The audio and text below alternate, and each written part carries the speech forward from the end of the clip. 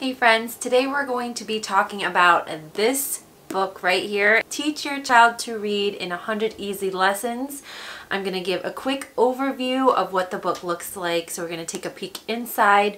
Then I'm going to give you the pros and cons and my personal experience of how this went using it with my 4-year-old. Coming up. Before we get started, I'd just like to introduce myself. Hi, my name is April. I have been a teacher and a tutor for well over 12, 13 years.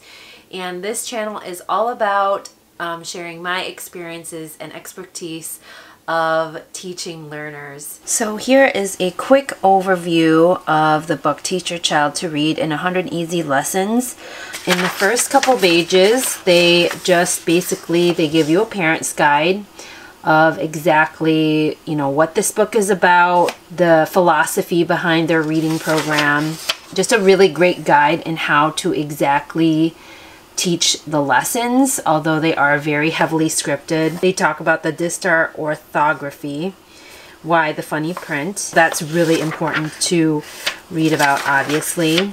They have a really nice pronunciation guide here that will help you make sure that you're pronouncing the sounds correctly.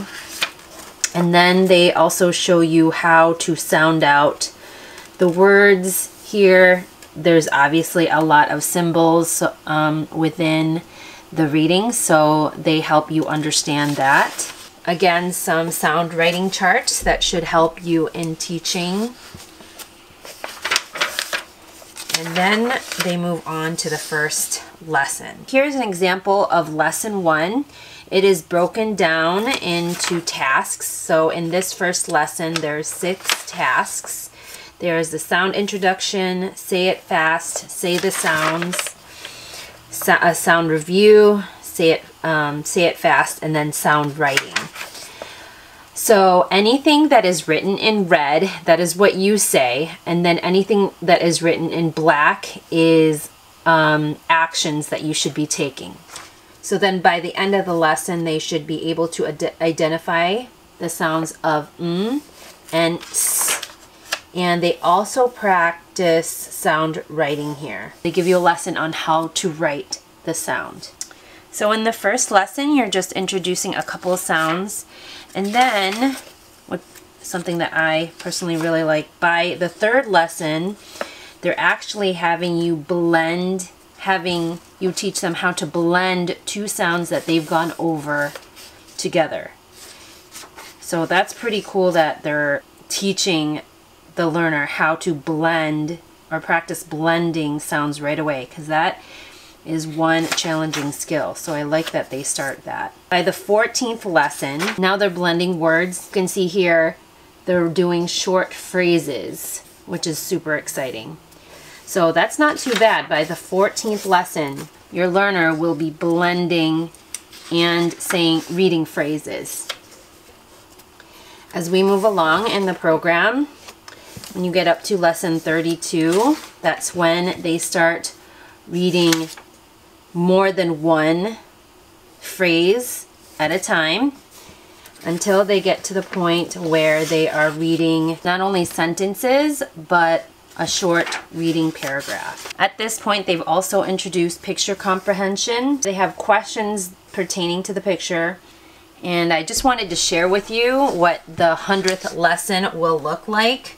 So notice how the little dots have disappeared. Now by the 100th lesson, I mean, honestly, probably even earlier than that. Yes, earlier than that. The learner should be able to just say the word without blending. So sing, back, shouted. So all those words are a quick review. And then they read a decent size passage, and then they ask some comprehension questions, and that's it. Now that we've done an overview of this book and peeked inside, I wanted to talk about my personal experiences, pros and cons, and some tips I have for you guys when it comes to using this book with your learner. Just to give you some context, I started using this book with my 4-year-old, and he was probably just starting to learn his letter sounds. And I basically wanted to kind of see what this book was all about because everyone was talking about it. And so I wanted to see if this was something that my 4-year-old would respond to. So the first thing that I like about this book is that this is an adaptation from Reading Mastery, which is a really old reading program that's backed up by a ton of formal studies in regards to teaching children how to read. So the science backs up kind of the scope and sequence and strategies of this book. So I really like that. The second pro that I like about this book is at least the first couple lessons go over phonemic awareness. And if you've watched a couple of my videos, you know how much phonemic awareness is important. It's the #1 predictor of reading success. I feel like I've said that 5 million times, but it is. And so it was really important for me to see that. I love the strategies that they suggested using this book when it comes to introducing phonemic awareness. Another pro is that it is very heavily scripted. So I like that they tell you exactly what to say and you almost don't have to think about it. There's not a lot of planning that you have to do beforehand because really they say all you need is this book. So I like that it's scripted, especially if you're not familiar in teaching reading, the script is super helpful. Another pro is that it says that all you need is 20 minutes. You could cut it down to even 10 minutes for those really squirrely ones. You can easily adapt that time frame. All right, so now let's talk about the cons of this book, and it's a big one. This book can be very dull and boring. It's very repetitious. The book, it's black and white. There are some pictures on here, and I'm gonna be honest with you, my son did not last very long with this book. We started off pretty good. I even used a sticker incentive sheet, or for every lesson that he got done, he got a sticker for it, and he lasted 5 lessons.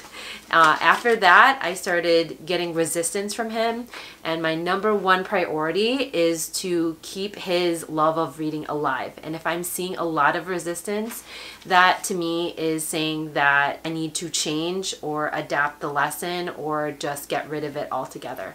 So the second con would be, they say that all you need is the book itself to be able to go through all the lessons, and I don't think that's true at all, especially for learners that need kinesthetic, other different ways of learning. They're gonna lose their interest really fast. So I don't think that's true that you need just the book in order for them to get through all the lessons. I just wanted to share some tips when it comes to using this book with your learner. The first is if your child is really young, I would only start if they are super interested in learning how to read. They need that motivation in order to get through this book because it is really dull and boring. For example, my child is 4 and he showed interest in learning to read by asking, what letter is that? How do you say that sound? Those kind of clues. So I felt that it was appropriate for him to start, but it became obvious as we went through the first couple of lessons that he was done after the 5th lesson. And that's the type of learner he is. He gets into a new activity and we can ride it for maybe 2 to 3 lessons, and then after that I have to change it up. Another tip would be to use supplemental books and activities alongside of using this book.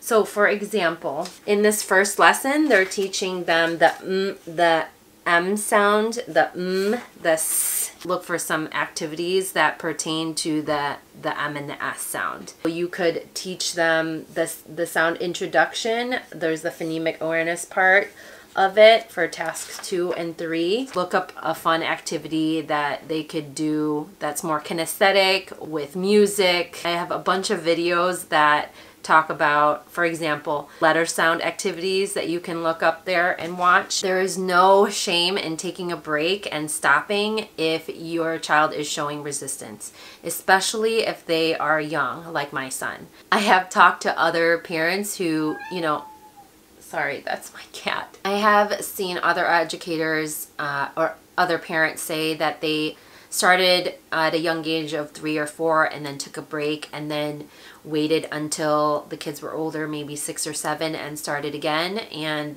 that's totally fine. Again, we don't want our children to hate reading because we're forcing them, you know, to do an activity that they don't like to do. So it's totally fine. Give yourself grace to take a break and move on, or to just simply, like what we did, just find another curriculum or reading program that best suits their learning styles. So overall, I would give this book a B-, a very nice B-. Out of all the pros and the cons. There's a lot of pros to it, but again, the really big con of it being dull and boring, that was the game changer for my son. He was done after the 5th lesson. He's a type of learner that loves music, that loves anything that involves moving his squirrely little body around, and this just didn't do it for him. And that's okay. So yeah, I hope this video has been helpful for you. Comment down below if you are planning to start this with your learner. I'd love to hear about it.